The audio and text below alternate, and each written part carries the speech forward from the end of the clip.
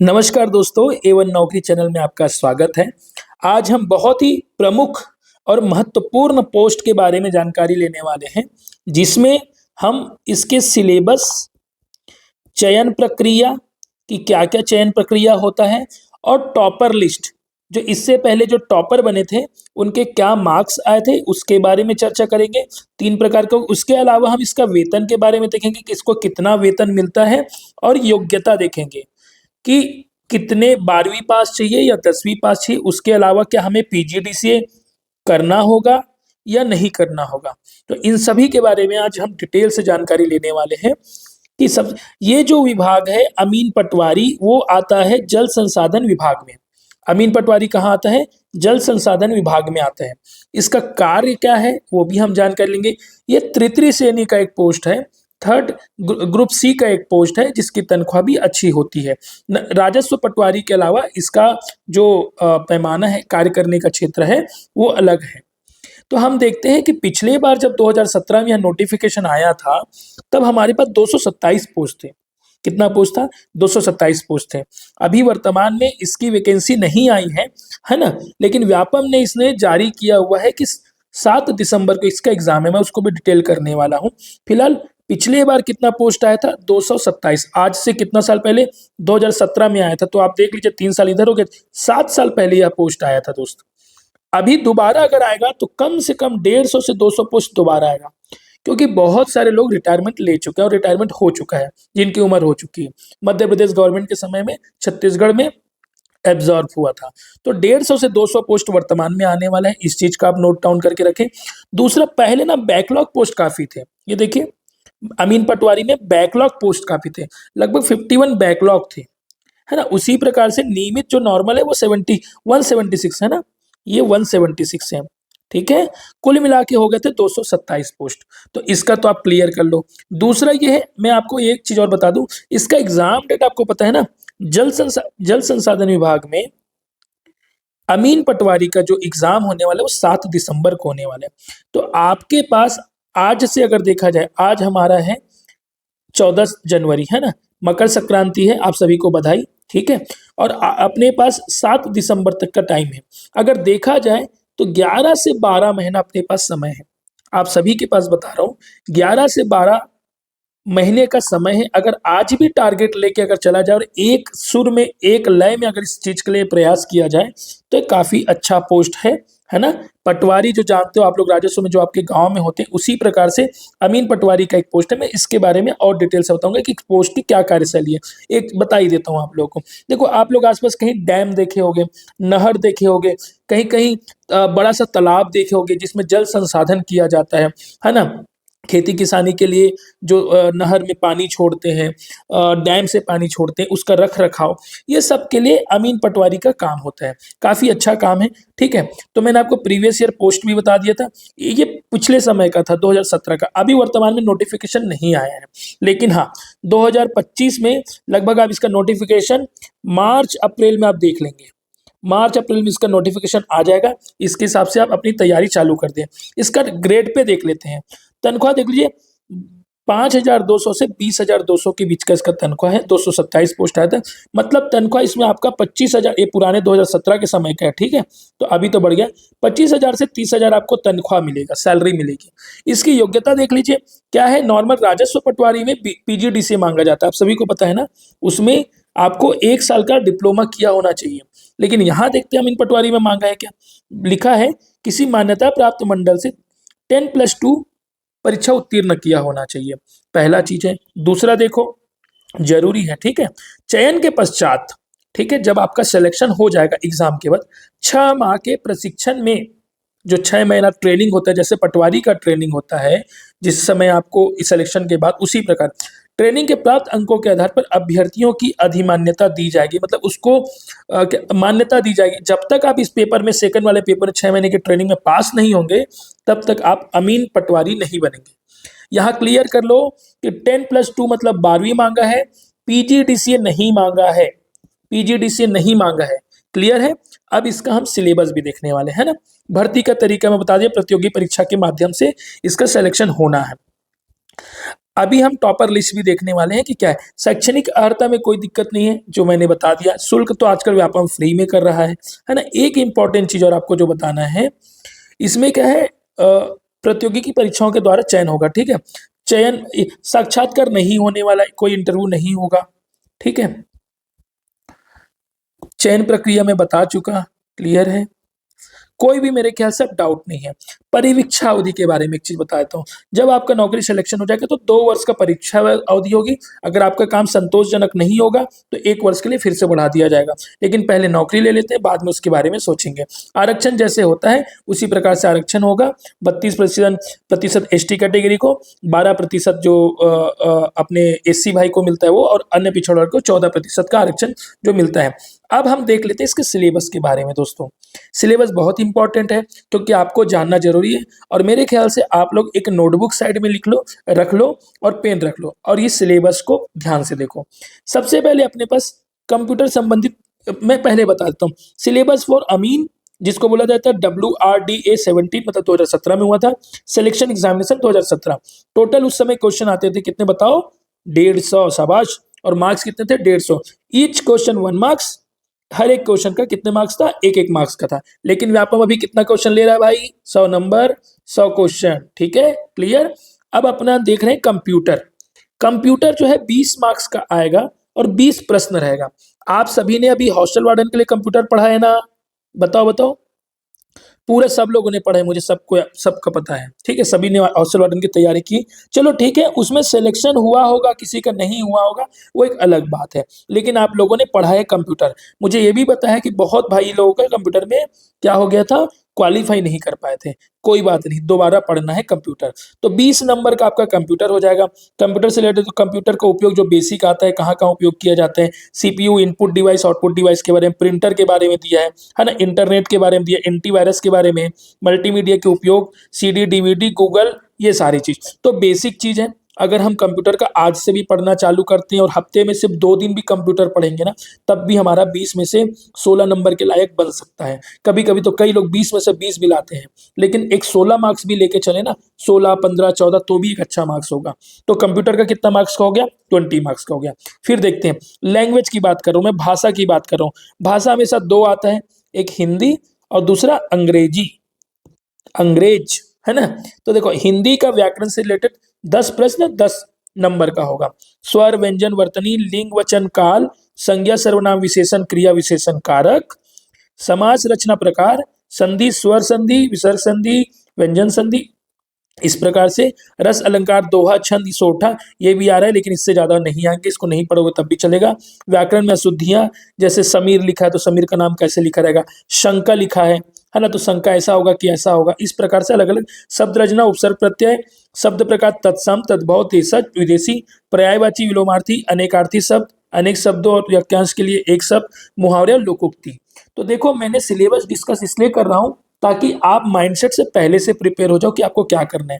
तो हमने देखा हिंदी में 10 नंबर का, ठीक है। सेम अंग्रेजी में भी 10 नंबर का आने वाला है। या वीडियो ध्यान से सुनो, उसके हिसाब से अपनी स्ट्रेटेजी बनाओ। इधर उधर भागने, दिमाग दौड़ाने से कोई मतलब नहीं है, ठीक है। इंग्लिश ग्रामर है, number, gender, article, pronoun, adjective, verb, adverb. कहाँ से पढ़ोगे? केडी कैंपस का एक किताब आता है दोस्त, केडी कैंपस दिल्ली के कोचिंग है, वहां से किताब आता है। दूसरा पैरामाउंट का किताब आता है।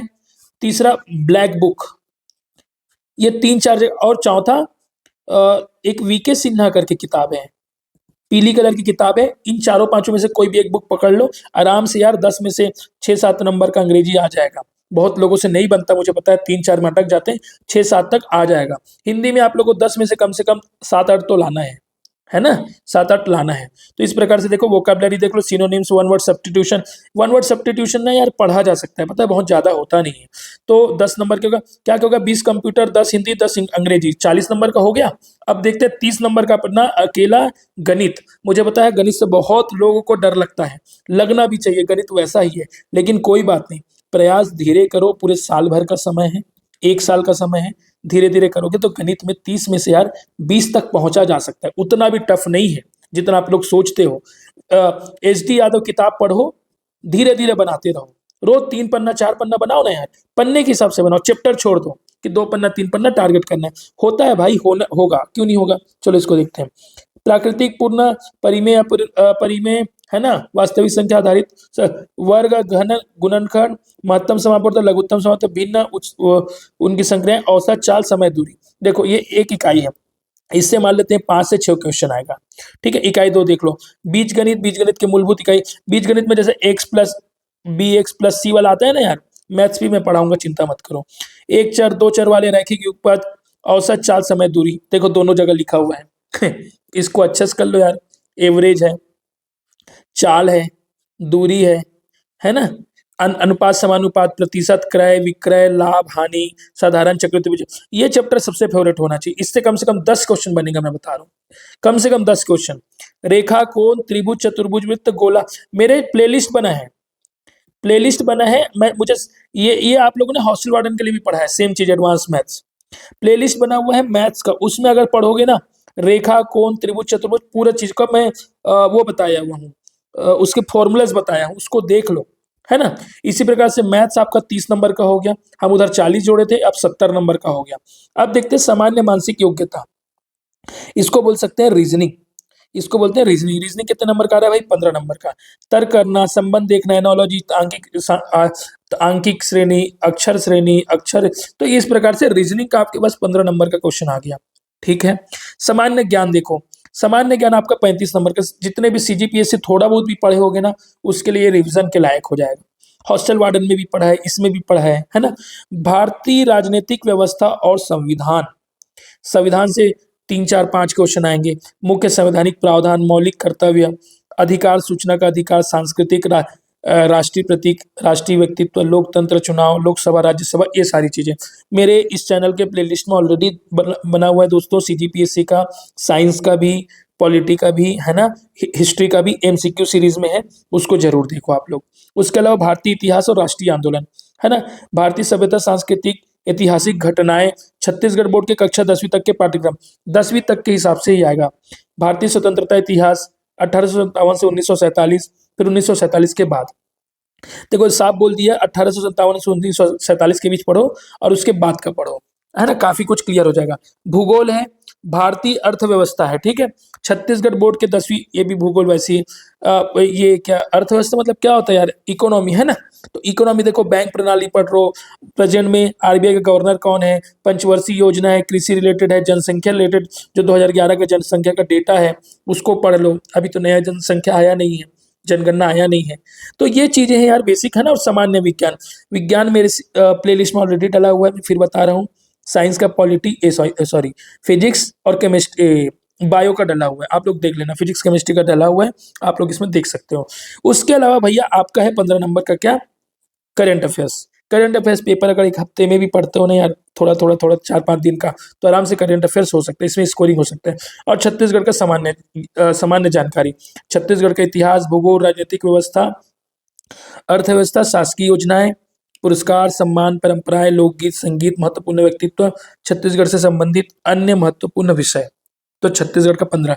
अब हम देख सकते हैं, एक बार आपको कैलकुलेट करके बताता हूँ। कंप्यूटर आ रहा था कितना भाई बताओ? 20 नंबर का कंप्यूटर था। हिंदी कितना था? 10 नंबर। अंग्रेजी कितना था? 10 नंबर। ठीक है, अपना मैथ्स कितना था? मैथ्स कितना है? 30 नंबर का। मैथ्स के बाद क्या हो गया, क्या बचा? छत्तीसगढ़ या रीजनिंग? रीजनिंग कितना? 15। ठीक है, अब पहले की बात बता रहा हूँ, अभी तो सब में थोड़ा थोड़ा कम हो जाएगा। सीजी कितना था? सीजी कितना मार्क्स का था? ये देखो सीजी, ये भी 15 नंबर का। ठीक है, करंट अफेयर्स कितना था? ये भी 15 नंबर का। तो इस प्रकार से कुल मिला के लगभग 150 नंबर हो जाते हैं। कोई चीज छूटा तो नहीं है? देख लेते हैं एक बार, है ना, नहीं छूटा है। तो इस प्रकार से कुल मिला के अपना 150 नंबर का होता है, 150 मार्क्स का। अब इसमें सब में 2 2 3 3 4 4 5 5 मार्क्स कम कर लो, 100 क्वेश्चन 100 मार्क्स व्यापम के हिसाब से। मेरे ख्याल से मैंने पूरी डिटेल कर दी है पूरे सिलेबस को, आप अपने हिसाब से स्क्रीनशॉट भी ले सकते हैं, है ना। और मैं उसके अलावा आप लोग को पिछले बार कितना पोस्ट आया था वो भी बता दूं। अब मैं आपको टॉपर लिस्ट दिखा देता हूं, ये देखो, ये है आपका टॉपर लिस्ट। देखो भाई, Chhattisgarh professional examination board Raipur, top 10 candidate of WRDA 2017 examination. Rank आया था 1, आया था भाई का प्रतीक कुमार दुबे जी का। दुबे भैया है ना, प्रतीक कुमार दुबे जी, आदर्श कॉलोनी बिलासपुर के रहने वाले हैं। 118 नंबर आया था। 118 नंबर आया था किसमें, 150 में। सेकंड टू चित्रसेन साहू जी का आया था, है ना, गरियाबंद तरफ का है भाई, 116 नंबर आया था, 2 नंबर कम, 116। रैंक 3 फिर 116। रैंक 4 115। अपना कौन, सत्यनारायण शुक्ला जी का आया था, है ना। ये सब शर्मा जी लोग का है भाई, देख लो नंबर तगड़ा तगड़ा आए हैं। भाटिया जी का है 114, है ना। आकाश कुमार कश्यप, ये देख लो 114 नंबर इसका भी आया है। तो यहाँ पे देखते सारे लड़के लोगों ने जबरदस्त टॉप किया, लड़कियां तो यहाँ पे है ही नहीं। देख लो girls, come on, you can do it, top करो टॉप। वैसे भी तो पीएससी में आप लोग धाक जमाए हो, है ना। तो देखो दोस्तों, अच्छा मौका है। मैं टॉपर का जो लास्ट नंबर है ना उसका बताता हूँ। देखो 113 नंबर आया भैया। अगर मैं 150 में परसेंट निकालू ना 110 नंबर का, तो देख लो परसेंट कैसे निकालते हैं, कितना परसेंट मार्क्स होगा। ये जीरो कटा, ये जीरो कटा, ये 5 दूनी 10, 5 तिया 15, और ये इससे काटता हूँ 3 से, 3 तिया 9, 2 बचा, 3 6 के 18, है ना। और ये इसको बाकी छोड़ दो, तो कितना हो रहा है, इसको 2 से गुना करूंगा तो 6 दूनी 12 और 1, 3 दूनी 6, एक साथ 72% में टॉपर बन रहा है। 72% में टॉपर बना है, ठीक है। अभी 100 नंबर का होगा तो आपको 72 नंबर किसी भी हालत में अगर टॉपर बनना है तो लाना ही लाना है। इसका अगर सिलेक्शन इससे कम से कम 5-7% कम करोगे तब भी सिलेक्शन हो जाएगा। मतलब आप समझ लो कि आप अगर 65 से 70% के बीच में अगर नंबर लाते हो तब भी सिलेक्शन आपका श्योर है। आप उस माइंडसेट से पढ़िए। अभी से आपको 65 से 70% लाना ही है। आपने हॉस्टल वार्डन में आप सभी लोगों ने देखा है किस प्रकार से आप लोगों का रिजल्ट रहा, किसी का कम किसी का ज़्यादा, है ना। लेकिन वो एक अलग चीज़ थी, है ना। अब लेकिन ये व्यापम का कैलेंडर अपने पास आ चुका है। हमको गलती नहीं करना चाहिए कि किस एग्ज़ाम की तैयारी कैसे करना है। अमीन पटवारी का लगभग 150 से 200 पोस्ट आने वाला है। 7 दिसंबर को एग्ज़ाम है। आप लोग अभी से तैयारी करना चालू कर दो। उसके अलावा और भी एग्ज़ाम है ना। नगर सेना का है, ये प्रयोगशाला सहायक है, एडीओ का पोस्ट है जून में, है ना। ये एडीओ का पोस्ट है। मैं इन सभी की जानकारी आपको लगातार दे रहा हूँ। लेकिन अमीन पटवारी का एनालिसिस अच्छे से कर लो। 65 से 70% मार्क्स लाना है, ये माइंडसेट से कर लो। 1 साल का समय है आपके पास, भटकना नहीं है अलग अलग एग्जाम में, है ना। कभी परिचारक पढ़ रहे हैं, कभी अमीन पढ़ रहे हैं, नहीं, ऐसा नहीं होगा। अमीन का काम बहुत शानदार चीज है, अच्छे तनख्वाह है, अच्छी जॉब है, शहर में भी पोस्टिंग मिलेगी, है ना, हेडक्वार्टर में हो या कहीं हो। और 227 पिछले बार पोस्ट आया था, उस हिसाब से कटअप ये गया था। इससे वही है, अगर 150 से 200 पोस्ट आते हैं, लगभग जानकारी यही है, तो आपका सिलेक्शन लगभग 65-70% में हो जाएगा। तो कोई भी डाउट है तो प्लीज़ मैसेज करो, कमेंट करो। कॉन्टैक्ट नंबर डिस्क्रिप्शन बॉक्स में ऑलरेडी लिखा होगा, हम बताएंगे, व्हाट्सअप भी कर सकते हैं, है ना। और हमारे चैनल में अभी तक सब्सक्राइब नहीं किया हो तो सब्सक्राइब कर लीजिए, दूसरे दोस्तों तक भी शेयर करिए। यही हमें आपसे हेल्प की उम्मीद है। Thank you so much.